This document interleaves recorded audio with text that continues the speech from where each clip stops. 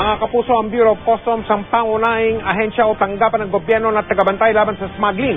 Pero ayon sa isang kongresista at ayon na mismo sa kagawaran na yan, may mga dating taga-customs na posibleng kasabwat sa pagpuslit ng kargamento na ang halaga ay aabot sa mahigit 2 bilyong piso. Nakatutok si Jamie Santos. Mula Enero hanggang Mayo ng taong ito, may mga container van daw na may lamang sangkap sa paggawa ng plastic ang naipupuslit sa Port of Manila papuntang Port of Batangas nang di sumasailalim sa tamang proseso.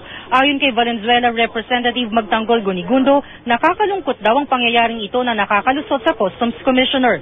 Duda ni Gunigundo na dating nagtrabaho sa Customs, malamang ay may mga kasabwat sa loob. Ang aktibidad na ito raw ay di matatangging smuggling.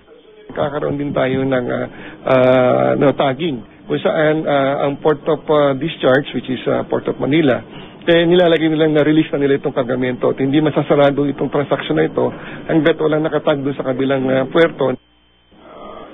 Hinihikayat ng kongresista si Pangulong Aquino na tignan at aksyonan ang bagay na ito. Bilyong-bilyon daw kasi ang nawawala sa kita ng gobyerno dahil sa smuggling.